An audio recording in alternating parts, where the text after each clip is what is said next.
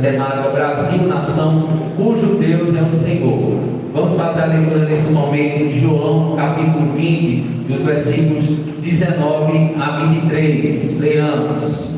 Ao cair da tarde daquele dia, o primeiro dia da semana, estando trancadas as portas da casa onde estavam os discípulos, com medo dos judeus, Jesus veio e se pôs no meio deles, dizendo: que a paz esteja com vocês. E dizendo isso, lhes mostrou as mãos e o lado. Então os discípulos se alegraram ao ver o Senhor. E Jesus lhes disse outra vez: que a paz esteja com vocês. Assim como o Pai me enviou, eu também envio vocês. E havendo dito isto, soprou sobre eles e disse-lhes: recebam o Espírito Santo. Se de alguns vocês perdoarem os pecados, são-lhes perdoados, mas se os retiverem, são retidos. Até aqui vamos orar, vamos falar com o Senhor mais uma vez. Pai de amor, Pai bendito, Deus poderoso, te amo de graça. Fala conosco por intermédio da tua santa palavra. Espírito Santo de Deus, vem sobre nós nesta noite, trazendo a alegria da salvação, renovo, ó Deus, que o Senhor esteja nos despertando espiritualmente, como diz a tua palavra, desperta do que dormes, que nós possamos ser despertados, que nós possamos, ó Deus, ser transformados à estatura do nosso Senhor e Salvador Jesus Cristo. Que o Senhor tenha livre acesso à nossa mente e ao nosso coração nesta noite, ó Deus, trazendo edificação, consolo, ademoestação, ó Deus, confrontamento na fé. Que o Senhor venha, ó Deus, receber toda a honra e glória neste momento, nos conformando à imagem do teu Filho Jesus Cristo e avançando, ó Deus, o teu reino dentro dos nossos corações, em nome de Jesus. Assim oramos e te rendemos graças por tudo e dizemos amém. Podeis assentar, queridos.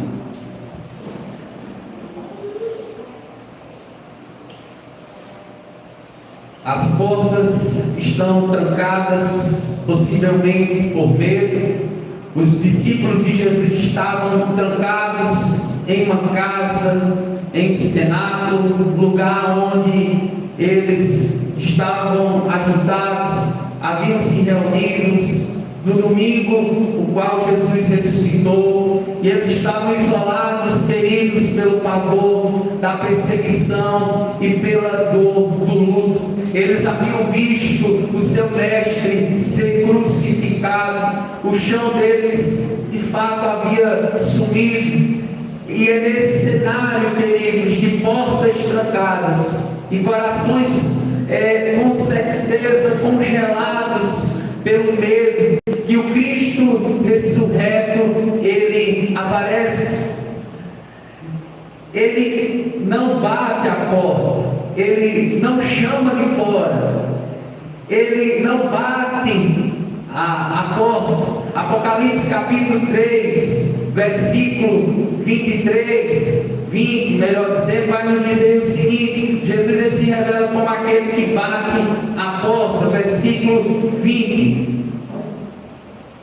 Eis que eu estou à porta e bato. Se alguém ouvir a minha voz e abrir a porta, entrarei em sua casa e cearei com ele e ele comigo. Mas preste atenção que aqui ele não chama os discípulos de fora, ele não bate a porta, ele simplesmente se coloca no meio deles.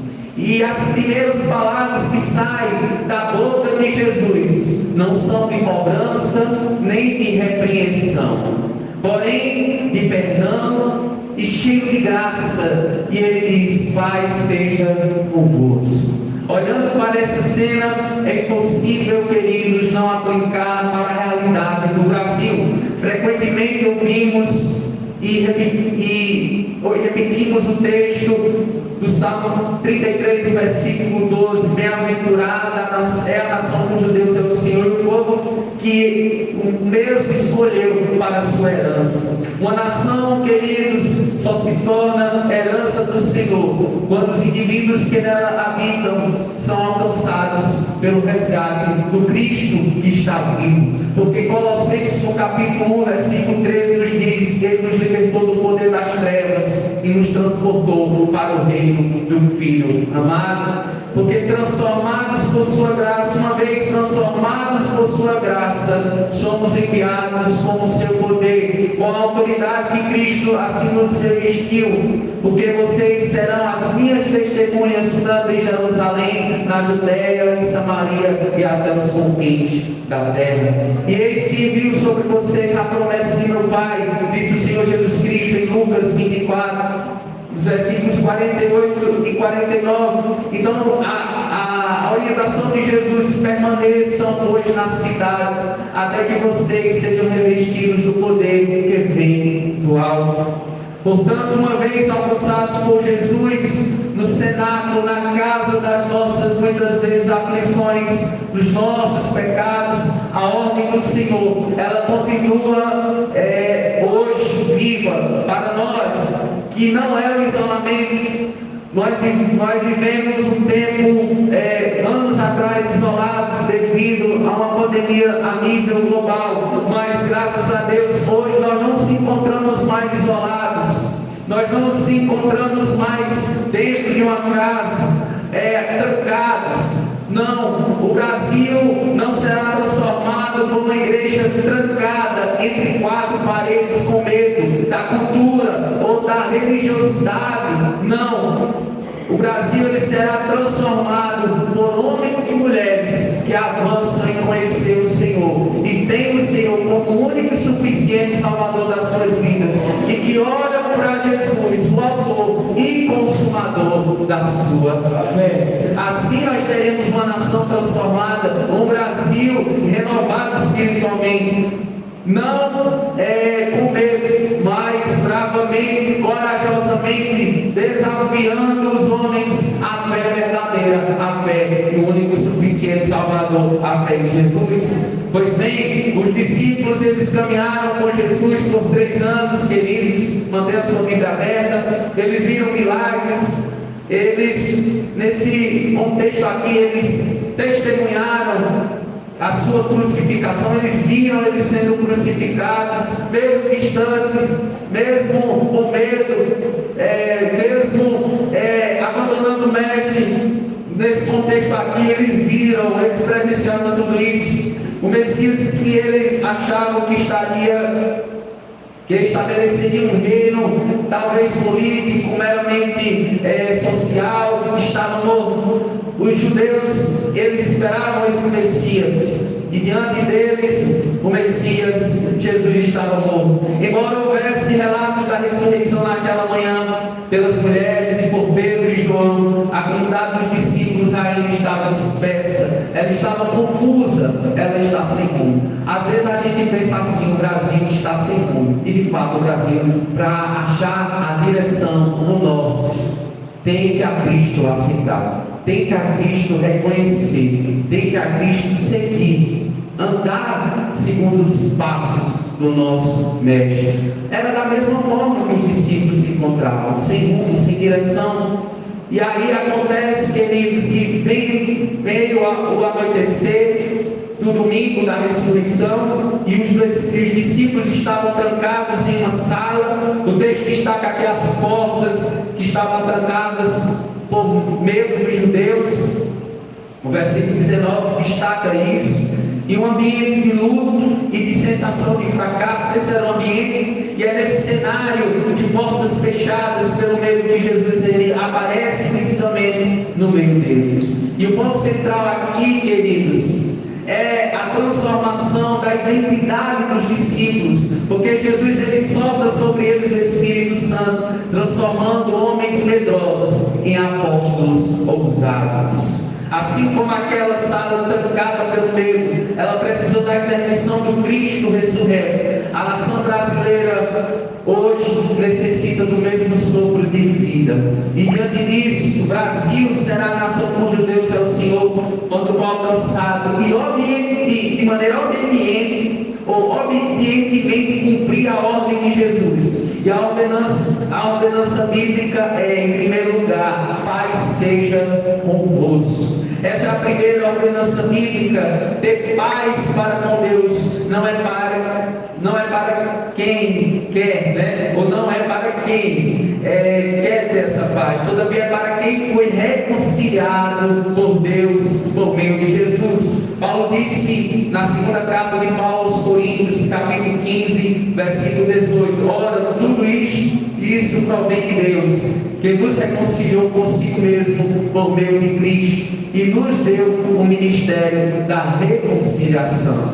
Jesus, queridos, presta atenção, ele derrama a paz de Deus no coração do cristão. Uma vez que o coração agora transborda da paz de Deus, nada pode impedir o agir, a intervenção divina, a ação da graça salvadora em nós, e através de nós, porque fomos resgatados por Cristo. Repita comigo: eu fui resgatado por Cristo. Então, uma vez resgatado por Cristo, nós temos a paz para com Deus, porque a graça ela antecede a paz, e a graça é Jesus. O salmista vai dizer que a graça do Senhor é melhor do que a vida. Então, uma vez que a graça chegou nas nossas vidas por intermédio, quando nós recebemos Jesus, a paz agora é perfeitamente sobre as nossas vidas, porque nós temos o Cordeiro de Deus, que tirou de forma última e final os pecados que nos distanciavam de Deus. E aí, queridos, quando nós observamos ainda o texto, o versículo 19 vai nos dizer o seguinte: ao cair da tarde naquele dia, o primeiro dia da semana, estando trancadas as portas da casa onde estavam os discípulos, com medo dos judeus, Jesus veio e se pôs por meio deles, dizendo: que a paz esteja com vocês. Em outras palavras, queridos, eu quero destacar aqui inicialmente que no Novo Testamento, em toda parte, ressalta o dia da ressurreição de Cristo como sendo o principal entre os dias da semana, o primeiro dia da semana. Aqui é bem destacado, por isso dizemos que o domingo é o dia do Senhor, porque é o dia que o Senhor ressuscitou dentre os mortos. É o dia narrado nos evangelhos Mateus, Marcos, Lucas, no evangelho de João, em Atos dos Apóstolos, no livro de Apocalipse. Nós temos o domingo do nosso Cristo ressurreto, que apareceu pelo menos 5 ocasiões. Ele apareceu a Maria Madalena, a gente vê a narrativa em João capítulo 20, dos versículos 11 a 18. Ele aparece às outras mulheres. Em outro episódio, ele aparece a Pedro, ele aparece aos discípulos no caminho para Emaús e aos discípulos, com exceção aqui de Tomé. Tomé, aqui no versículo 24, vai nos dizer que Tomé, um dos 12, chamado Dídimo, não estava com eles quando Jesus veio. Então os outros discípulos disseram a Tomé: vimos o Senhor. Mas ele respondeu: se eu não vi o sinal dos pregos nas mãos dele, e ali não puser o dedo e não puser a minha mão do lado dele, de modo nenhum acreditarei. Passado 8 dias posteriormente, semana posterior, os discípulos de Jesus estavam outra vez reunidos, e Tomé estava com eles, estando as portas trancadas novamente. Jesus pôs-se no meio deles e disse: que a paz esteja com vocês. E logo disse a Tomé, veja o que ele disse a Tomé: ponha aqui o seu dedo e veja as minhas mãos. Estenda também a sua mão e ponha no meu lado. Não seja incrédulo, mas crente. Jesus, ele confronta a fé de Tomé: não seja incrédulo, mas seja Tomé, crente. Percebe, queridos, que o contexto aqui era de medo, era de pavor, porque da mesma forma que Jesus tinha sido morto, os discípulos seriam os próximos da vez, eles seriam mortos pela causa do Evangelho. Então, diante desse contexto aqui, amados, que Jesus ele aparece algumas vezes, não outras vezes, o texto nos diz que os discípulos eles tinham trancado as portas da casa, e as autoridades judaicas tinham conseguido que Jesus fosse morto. Certamente, queridos, Os discípulos não queriam se deparar com os fariseus. Eles estavam fugindo dos fariseus, como o diabo ele foge da cruz. Eles estavam fugindo daquelas autoridades com medo, com pavor de serem mortos, de serem martirizados, amados. É tanto que quando a gente abre, veja aí Atos dos Apóstolos, veja essa narrativa comigo, Atos dos Apóstolos, capítulo 12, o versículo 12. Vamos ler o 12, mas o versículo 1 e o 2 nos mostra esse contexto de perseguição. Mesmo depois do dia de Pentecostes, por aquele tempo o rei Herodes mandou prender alguns da igreja para os maltratar e mandou matar a espada Tiago, irmão de João. É dentro desse contexto aqui. Os apóstolos posteriormente eles seriam martirizados. E o versículo 12 vai nos dizer como eles se reuniam, aonde eles estavam, nas casas, né? Versículo 12. Ao se dar conta disso, Pedro resolveu ir à casa de Maria, mãe de João, também chamado Marcos, onde muitas pessoas estavam congregando ou se reunindo e oravam. Então eles estavam a portas fechadas. Amados, aplicando para o nosso tempo hoje em dia, nós somos um país laico, temos liberdade de culto. E às vezes não valorizamos o fato de nós estarmos aqui dentro desse edifício com as portas abertas. Não valorizamos o culto, não valorizamos a casa do Senhor. Muitas das vezes passamos 15 dias sem estar aqui dentro dessas quatro paredes, mesmo com as portas abertas, e nós temos plena liberdade de culto, de professarmos o nosso culto ao Senhor. Mas esses homens aqui, queridos, estavam num contexto muito dificultoso, onde eles não sabiam se amanhã eles estariam vivos. Eles não sabiam se aqueles que eram casados não sabiam se eles iam criar os seus filhos. Entende o contexto? É um contexto difícil, é um contexto para o Evangelho se expandir, muitos tiveram que dar suas vidas em prol da expansão do reino no primeiro século, na igreja primitiva. Então a gente vê esse contexto aqui e a gente se envergonha do contexto da igreja brasileira hoje, que se envergonha de se posicionar como protestante evangélico nas repartições públicas, no ambiente de trabalho, na rua, no comércio. Muitas vezes nos envergonhamos por pouca coisa, e eles deram as suas vidas, eles fizeram o nome do Senhor conhecido, eles, mesmo incrédulos, mesmo com falhas e defeitos como nós, mas o Senhor não nos repreendeu de imediato. O texto vai nos dizer que o Senhor diz que a paz de Deus esteja convosco.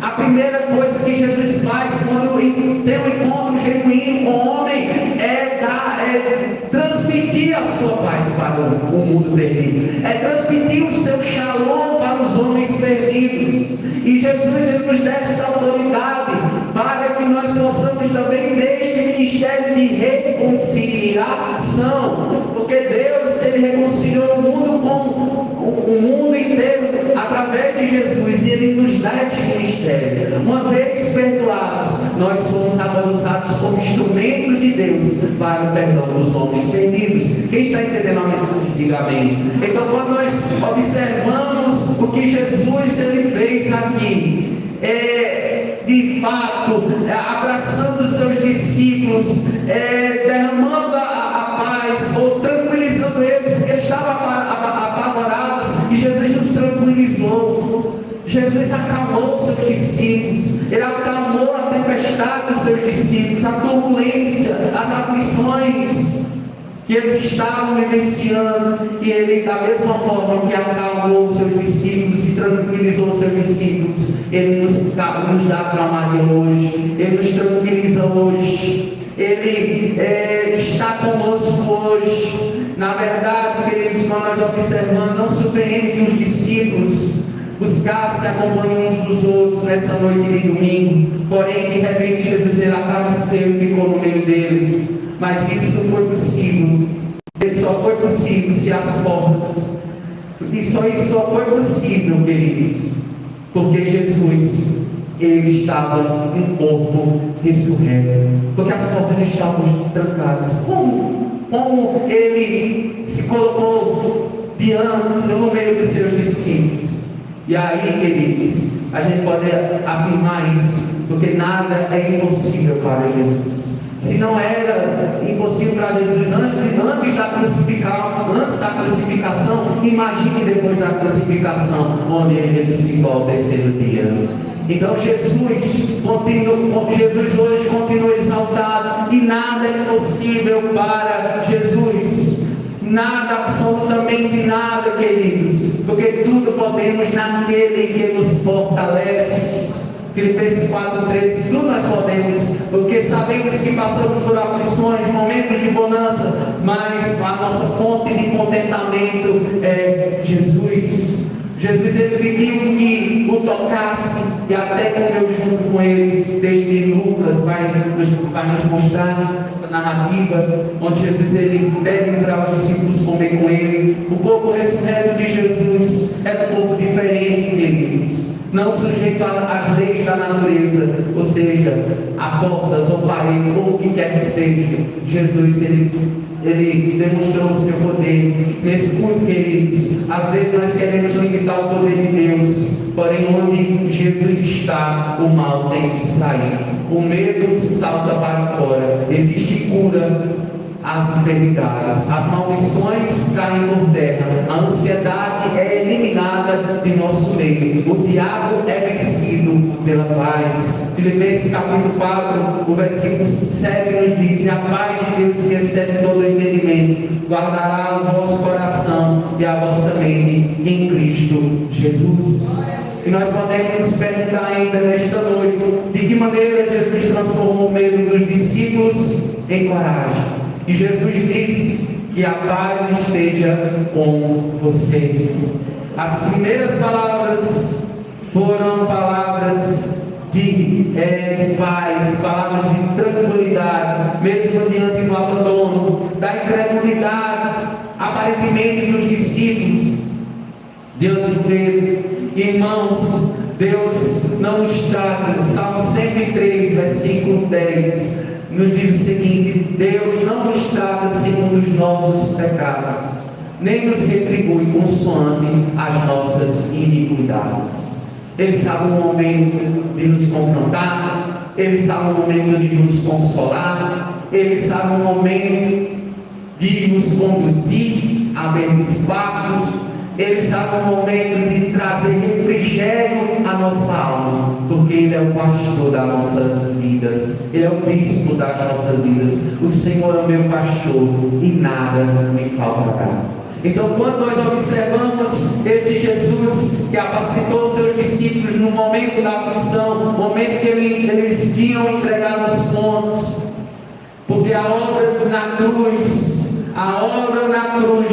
trouxe a paz. E a mensagem que eles deveriam transmitir seria o Evangelho da paz, porque o ser humano havia declarado guerra contra Deus, mas Deus declararia paz a todos e a todas as nações. Aquietai-vos e aquietai-vos, saber que eu sou Deus. Eu serei exaltado entre as nações, serei exaltado em toda a terra. O tempo da exaltação chegou na vida de Jesus. Jesus seria exaltado, Jesus seria elevado aos céus, subiria aos céus, mas ele derramaria o Espírito Santo sobre toda a carne.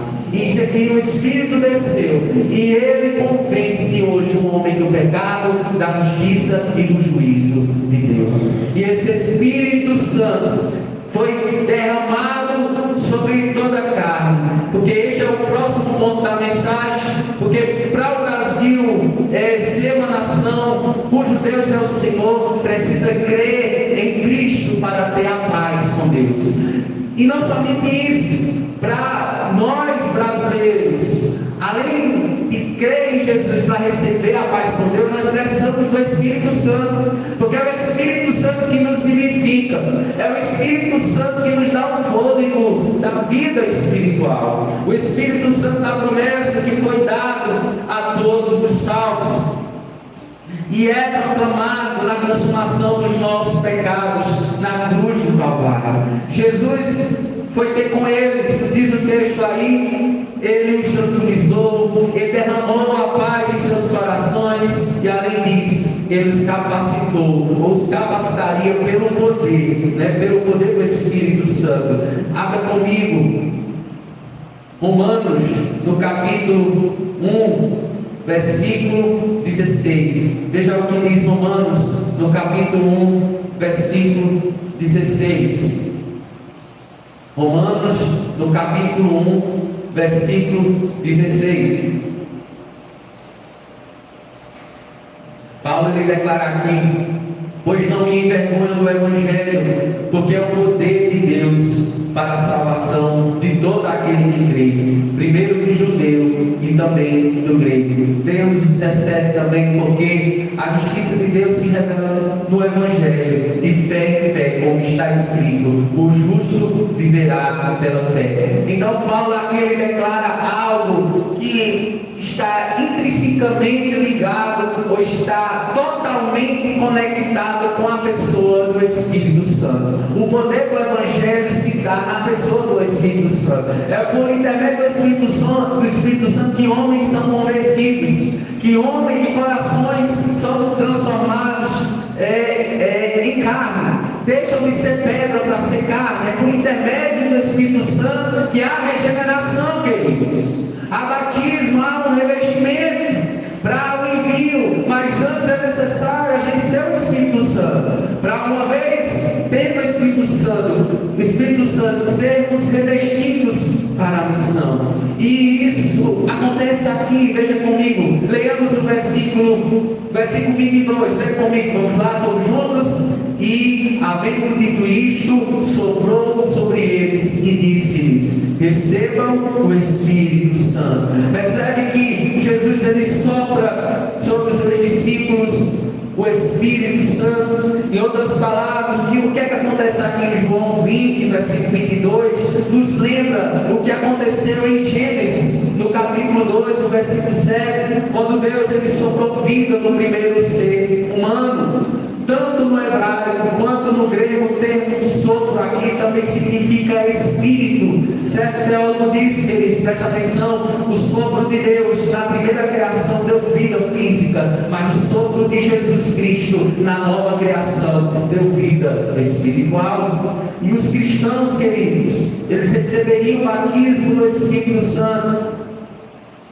em Pentecostes, e teriam agora o poder para realizar o seu ministério. A gente vê isso no início da igreja primitiva, no livro de Atos dos Apóstolos, Pedro pregando ousadamente no Espírito Santo. Em certa ocasião, 3 mil almas se converteram ao Evangelho. Em uma outra situação, 5 mil almas se converteram ao Evangelho do Senhor Jesus Cristo. Então Pedro ele foi revestido, aqui ele recebe o Espírito de fato. Aqui Jesus sopra o Espírito, sopra o enchimento do Espírito sobre os seus discípulos, e agora eles seriam capazes de testemunhar de modo eficaz. Sabe o que acontece hoje em dia nessas megas igrejas? Falta o Espírito Santo. O Espírito Santo é quem vivifica o ser humano. O Espírito Santo é quem traz a vida espiritual. É o Espírito Santo que ministra sobre os nossos corações, para que nós possamos darmos um bom testemunho diante da sociedade a qual nós estamos inseridos. Então a obra do Espírito Santo, pela qual nós dependemos, porque o Espírito Santo havia habitado com eles na pessoa de Cristo. No entanto, a partir de então, estaria dentro deles. Veja comigo, João no capítulo 14, volta algumas páginas aí da sua Bíblia, mantenha a sua Bíblia aberta. João 14, 17 nos diz, veja aí, diz, João 14, 17: e o Espírito da verdade, que o mundo não pode receber, porque não vê nem conhece. Vocês o conhecem, porque ele habita com vocês e estará com vocês. Glórias a Deus por isso. Porque além de habitar, ele estará conosco no presente momento.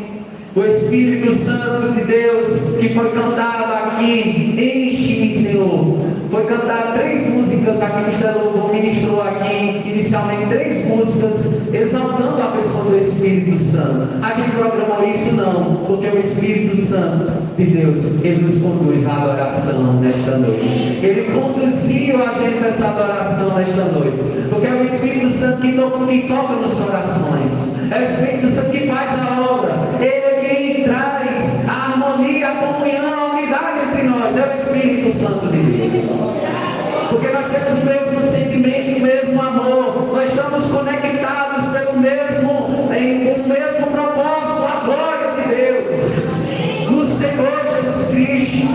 O culto é o Senhor, o culto é o Espírito Santo, o culto é o Pai, o Criador, o sustentador de todas as coisas.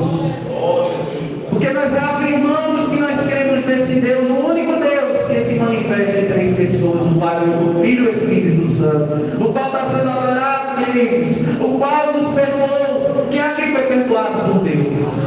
Eu fui perdoado pelo Senhor. Você foi perdoado por Deus. E uma vez perdoados, queridos, a vida nova de Deus é através do Espírito Santo. Ele que capacita a igreja para testemunhar com autoridade, inclusive para proclamar a mensagem do perdão que liberta os homens dos seus pecados. Veja comigo o versículo 23, o que diz.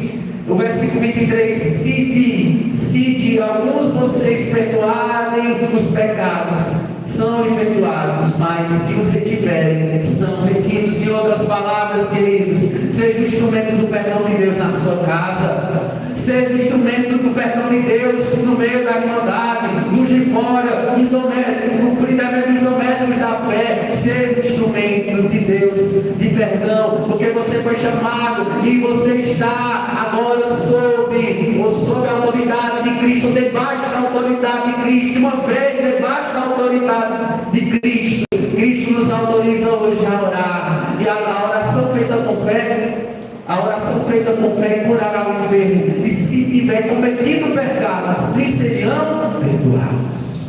Amados, a oração, ela tem um fim proveitoso, e o fim proveitoso é nos aproximar de Deus. E quanto mais nos aproximamos de Deus, mas nós amamos o Deus que nos perdoou, e amamos perdoar aqueles que nos ofendem, e amamos correr mais uma milha, estender a mão àqueles que muitas vezes debocham da nossa fé, estender a mão para aqueles que debocham da sua fé, estender a mão porque o mundo está vivendo um caos moral e ético sem precedentes. O mundo não sabe o que é ter compaixão de ninguém, mas nós fomos alcançados pela misericórdia de Deus para certamente vivermos a misericórdia do Senhor nas nossas relações interpessoais, nos nossos relacionamentos. Quem está entendendo a mensagem, diga amém. Então, quando nós observamos, queridos, que a ordem foi dada, a paz de Deus esteja convosco. Uma segunda verdade, o Espírito Santo foi derramado sobre a minha vida e sobre a sua vida. E em terceiro e último lugar, foi nos dado uma missão. E a missão é algo do nosso próprio DNA. A missão agora do crucificado foi colocada dentro de nós. E uma vez que Jesus entra, Ele traz a paz, Ele concede o Espírito Santo, Ele envia os discípulos para a grande missão. E a ordem queridos, e a ordem foi dada, e que possamos ser enviados. Jesus, Ele nos envia hoje para que possamos ser sal e luz neste mundo perdido. Veja o versículo 20 e o versículo 21. E dizendo isto, lhes mostrou as mãos. Versículo 20, parte A e o lado. Então os discípulos se alegraram ao ver o Senhor. Versículo 21. E Jesus lhes disse outra vez: que a paz esteja com vocês. Assim como o Pai me enviou, eu também envio vocês. Percebe que a mesma autoridade Deus deu a Jesus toda a autoridade na terra e nos céus, e Ele nos dá essa autoridade indo, batizando-os em nome do Pai, do Filho e do Espírito Santo. Em outras palavras, queridos, Jesus nos enviou ao mundo da mesma forma que o Pai o enviou. A consciência de que Jesus nos ama da mesma forma que o Pai o ama. Da mesma forma que Jesus tinha essa consciência, Jesus nos ama. Jesus me ama, Jesus te ama. E Ele quer ver os seus discípulos trabalhar. Porque enquanto é dia, nós devemos trabalhar. A noite vem, quando ninguém pode trabalhar, é o momento do descanso. Então aproveite todas as oportunidades. Amém? Para ministrar as vidas perdidas que você tem contato aqui em seguida. Em outras palavras, queridos, os discípulos devem ter se alegrado grandemente ao perceber que, apesar de serem tão falhos, o Senhor lhes confiava a sua palavra e a sua obra.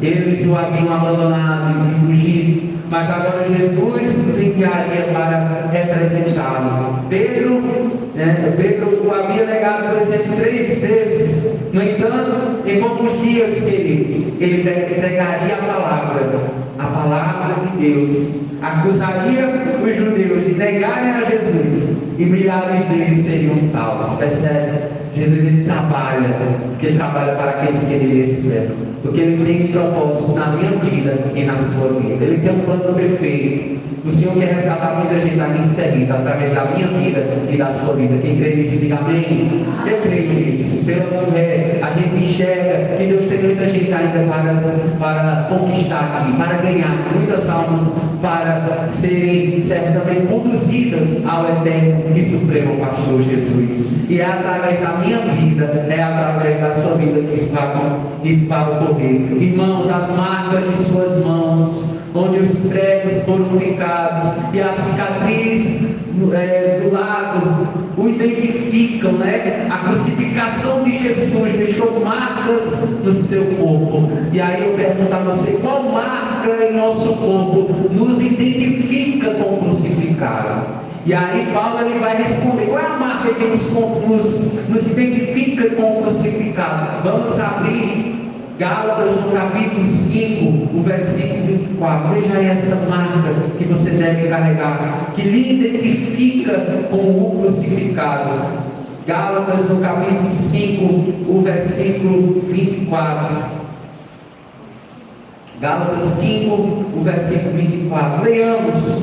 Você que abriu, leia comigo. Vamos lá? 24. E os que são de Cristo, vamos lá? E os que são de Cristo, os que são de Cristo Jesus crucificarão a carne, e com as suas paixões e os seus desejos. Crucificarão a carne. Queridos, outra palavra, mortificarão a carne. Renunciarão à sua vontade para fazer a vontade do seu Senhor. É uma palavra tão pouco utilizada hoje em dia, porque ninguém quer renunciar a nada. É difícil renunciar às coisas do mundo pelas coisas de Deus. Sim ou não? Sim, mas Jesus nos chamou para carregarmos as marcas do nosso mestre, da renúncia, a renúncia pelo Evangelho. Porque quando nós renunciamos as coisas deste mundo, nós ganhamos as coisas excelentes. Iremos ganhar coisas aqui excelentes, de maneira já pontual aqui na terra e também posteriormente nos céus, coisas excelentes, coisas de fato e verdade que nos alegrarão por toda a nossa existência aqui, por toda a eternidade nos céus. Amados, queridos irmãos, os que são de Cristo crucificarão a sua carne. E o Brasil, queridos, precisa renunciar em prol do reino de Deus, para ser a nação cujo Deus é o Senhor. Porque um discípulo em missão não se distrai nos negócios desta vida, antes faz a vontade do Senhor conhecida através da sua vida. Amados irmãos, para concluir, algumas aplicações práticas ainda. Se nós queremos ver, melhor dizendo, o Brasil ser uma nação cujo Deus é o Senhor, nós precisamos parar de agir como discípulos trancados no cenáculo do medo ou do comodismo, deixar de lado o comodismo, porque Deus nos salvou e nos deu um espírito de ousadia e não de covardia. Que sejamos corajosos.